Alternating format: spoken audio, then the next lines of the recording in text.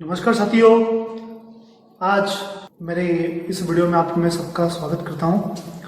आज पुनः हम आपके सामने वही एनसीईआरटी मैथ्स क्लास 8 जिसका चैप्टर नंबर 7 है घन और घनमूल का वीडियो लेकर प्रस्तुत हुए हैं। आशा है कि वीडियो आपको पसंद आएगा। आगे हम घनमूल पर बात करने वाले हैं। तो घनमूल क्या होता है, घनमूल कैसे निकालते हैं, आइए इस पर हम चर्चा करते हैं। जैसे वर्ग का विपरीत जो प्रक्रिया थी वर्गमूल, उसी प्रकार यहाँ पर घन की विपरीत प्रक्रिया होती है घनमूल। जब किसी संख्या का घन निकाला जा रहा है तो उस घन का फिर क्या निकाला जाता है, घनमूल निकाला जाता है। इसकी दो विधियां हैं, एक आकलन विधि है और एक अभाज्य गुणनखंड विधि है। जिस प्रकार वर्ग में आकलन विधि थी, अनुमानित विधि जिसको बोलते हैं, है ना। तो यहाँ पर अभाज्य गुणनखंड विधि द्वारा हम प्रश्नमाला 7.2 के यहाँ पर सवाल करने वाले हैं। तो मैं कुछ और बता देता हूँ। घनमूल का साइन क्या होता है, उसको कैसे प्रदर्शित करते हैं। जैसे वर्ग की जो विपरीत प्रक्रिया होती है वर्गमूल, ठीक है, और वर्गमूल को वापस वर्ग की विपरीत प्रक्रिया वर्गमूल, उसी प्रकार घन की जो विपरीत प्रक्रिया होती है वो घनमूल होती है, ठीक है। जैसे वर्ग का साइन ये होता है, उसी प्रकार घन का साइन इसी प्रकार का होता है, लेकिन यहाँ पर छोटे से 3 लिखा होता है ये, और ये वर्गमूल को निरूपित करता है, ये घनमूल को निरूपित करता है। ये आपको ध्यान रखना, यहाँ छोटे से 3 लिखे होंगे, है ना, ठीक है। तो इसी की हम चर्चा करने वाले हैं। जैसे 2 का घन कितना प्राप्त होता था, 8 प्राप्त होता था। तो 8 के जो अभाज्य गुणनखंड करने के बाद 2 से दिया 8 में 4 बार, 4 में 2 दिया 2 से 1 बार, तो इसको इस प्रकार में लिखा जाएगा 2 × 2 × 2। और जब 3 अभाज्य संख्याओं के 3 संख्याओं का एक जोड़ा बनेगा तो उसका एक संख्या क्या आ जाएगी, 12 आ जाएगी, और आपका उत्तर हो जाएगा। तो 8 का जो घन है, 8 का जो घनमूल है वो कितना प्राप्त हो जाएगा, अपने को 2 प्राप्त हो जाएगा। इस प्रकार के सवालों हम करके देखते हैं। जैसे वर्गमूल में किए थे वैसे घनमूल में करने का प्रयास करते हैं। साथियों 7.2 प्रश्नमाला के यहाँ पर मैंने 2 सवाल लिए हैं जिसमें मैं घनमूल ज्ञात करना है। वो 2 सवाल लिखकर मैंने इनके अभाज्य गुणनखंड विधि द्वारा इनके गुणनखंड कर दिए हैं। आपको समय बचत के लिए मैंने इनको पहले से ही अभाज्य गुणनखंड कर दिए हैं। अभी डायरेक्टली का हम घनमूल ज्ञात करने वाले हैं, ठीक है। पहले मैं लेता हूँ 10,648, ठीक है। 10,648 के अभाज्य गुणनखंड क्या प्राप्त होंगे, ये प्राप्त हुए आपको। ये आप इसको भी आप ऐसे ही हल कर सकते हो, 2 का भाग देंगे इसके अंदर, ठीक है। 10,000 मैं लिख देता हूँ 10,648 के अभाज्य गुणनखंड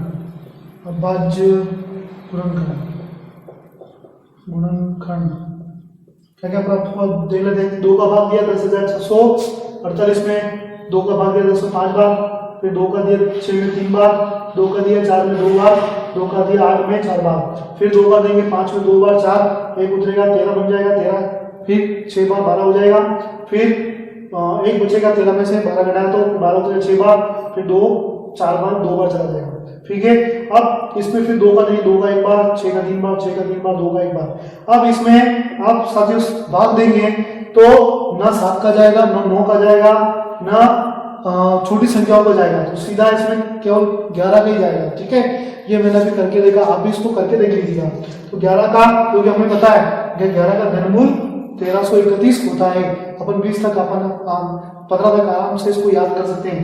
तो 11 का 1331 से भाग देने पर 121 बार जाएगा, 121 और फिर 11 का भाग देंगे तो 11 बार जाएगा, और 11 में 11 का भाग देगा तो 1 बार जाएगा, ठीक है।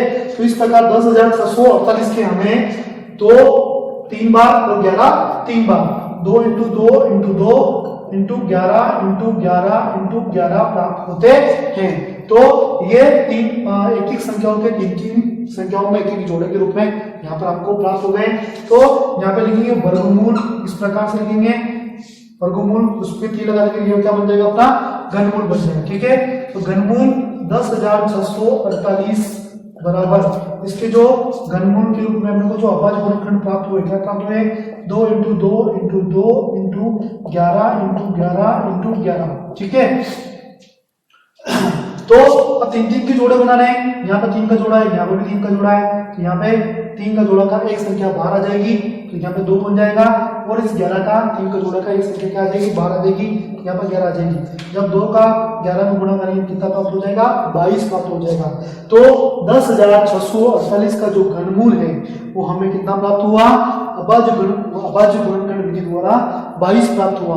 इसी प्रकार ये अपने 1,10,592 इसके जो अभाज्य गुणनखंड करेंगे वो इस प्रकार करेंगे, ठीक है। समय की बचत के लिए मैंने पहले से ही हल कर दिए हैं।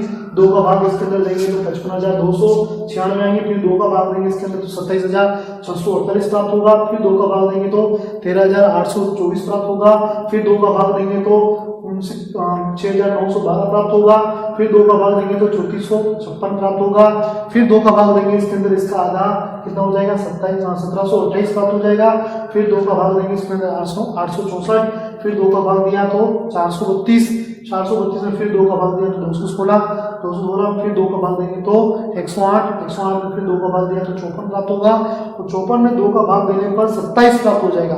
27 में 2 का भाग नहीं जाएगा, 3 का भाग जाएगा, 3 का भाग देंगे तो 9 बार जाएगा, 9 में 3 का भाग देंगे तो 3 बार जाएगा, 3 का भाग देंगे एक बार, कितने बार जाएगा, एक बार चला जाएगा, ठीक है। तो 1,10,592 के जो अपने को अभाज्य गुणनखंड प्राप्त हुए हैं वो मैं यहाँ पे लिख देता हूँ, ठीक है। अभाज्य गुणनखंड कितने प्राप्त हुए हैं मैं गिन लेता हूँ, आपको पता चल जाएगा, ठीक है। मैं गिन लेता हूँ 1 2 3 4 5 6 7 8 9 10 11 12, ठीक है। 2 है वो कितनी बार है, 12 बार, कितनी बार है, 12 बार। तो मैं लिख देता हूँ घनमूल ऑफ 1,10,592, ठीक है। तो इसके अपने को क्या कर रहे हैं, इसके अभाज्य गुणनखंड इसके अंदर लिख रहे हैं, तो मैं 2 कितनी बार लिखता हूँ, 12 बार लिख रहा हूँ। 1 2 3 4 5 6 7 8, ठीक है। इधर आगे जगह नहीं है कि इसको ऊपर आप आगे बढ़ाने नीचे, ठीक है। यहाँ पर लिख देता हूँ कितने होंगे, 8 हो गए, 9 10 11 और ये 12, ठीक है। तो ये क्या हो गया अपना 12, 2 हो गया। उसके बाद 3 कितनी बार है, 3 बार है, तो 3 इंटू 3, ठीक है। 3 लिख दिया अपनों ने।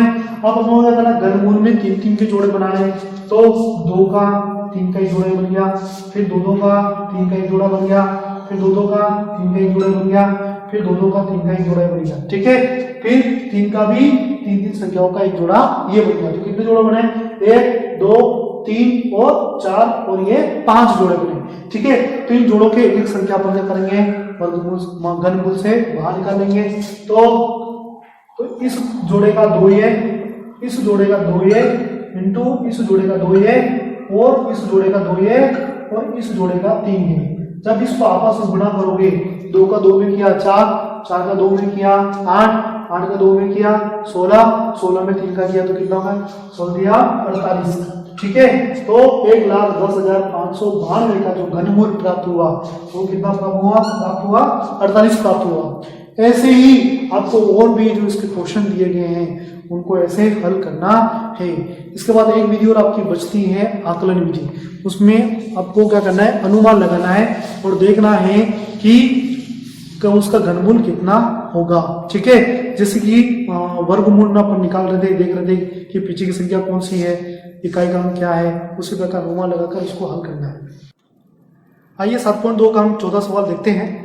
चौथे सवाल में आपको कुछ संख्या दे रखी है, उसको अनुमान विधि से पता करना है कि इनका घनमूल क्या होगा, ठीक है।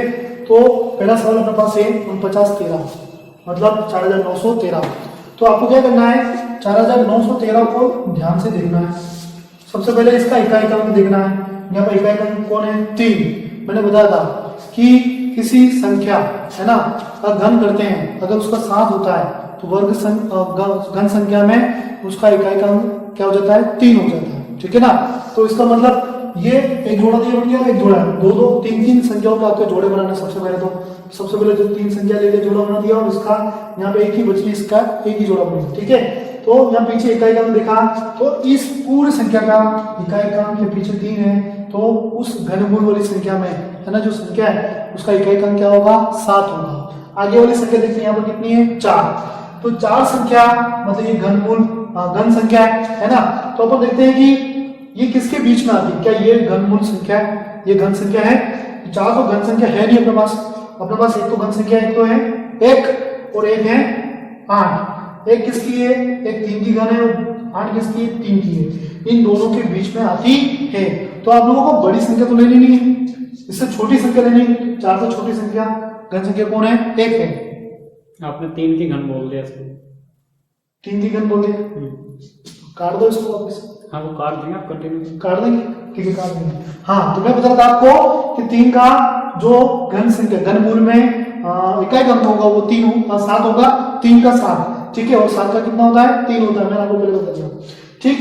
तो 7 हो जाएगा। और आगे यहाँ पर 4 घन संख्या में घनमूल के रूप में देखें तो 4 से छोटी घन संख्या होती है 1 और 4 से बड़ी घन संख्या होती है घन संख्या होती है कितनी होती है? 8। और 8 होती है 2 का घन, ठीक है।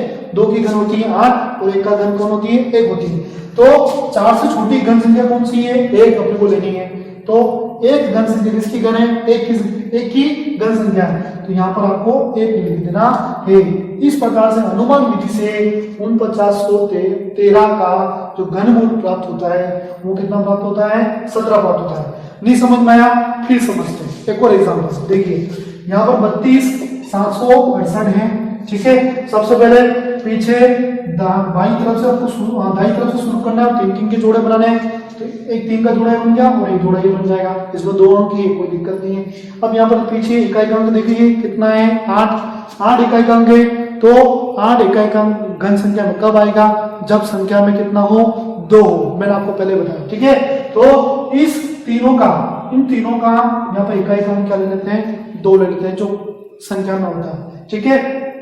घनमूल की संख्या में ले रहे हैं। और 32 क्या घन संख्या है? 32 घन संख्या नहीं है। तो 32 किन घन संख्याओं के बीच में आती है? तो 32 आती है, ये तो आती है अपने 27, ठीक है। और दूसरी क्या आती है? 64। 27 किसकी होती है? 3 की घन संख्या होती है। और 64 किसकी होती है? 4 की घन संख्या होती है। तो 64 तो बड़ी संख्या है, जो 32 से काफी बड़ी है। तो 32 से छोटी कौन है? 27। और 27 किसका घन है? 3 का घन है, ठीक है। तो अपना उत्तर यहाँ पर प्राप्त हो जाएगा। क्या प्राप्त हो जाएगा? यहाँ पर 32 से छोटी घन संख्या के रूप में कौन है? यहाँ पर 3 है। तो 32,768 का अनुमान विधि से इसका घनमूल अपने को कितना प्राप्त हो जाएगा? 32 प्राप्त हो जाएगा। कितना प्राप्त हो जाएगा? 32। और 4913 का घनमूल हमें कितना प्राप्त हो जाएगा? 17 प्राप्त हो जाएगा। आशा है कि आपको घन और घनमूल पसंद आया होगा, ठीक है। ये चैप्टर पसंद आया होगा। अगर इस चैप्टर में कुछ और भी आपको परेशानी है तो हमें कमेंट बॉक्स में नीचे उन प्रश्नों को या उस जो भी समझ में नहीं आया वो बात आप में लिख सकते हैं, ठीक है। वीडियो को देखने के लिए धन्यवाद। हमारे चैनल को सब्सक्राइब जरूर करें और इस वीडियो को लाइक जरूर करें। लाइक करने के साथ इस वीडियो को अपने दोस्तों और अपने साथियों तक शेयर जरूर करें। धन्यवाद।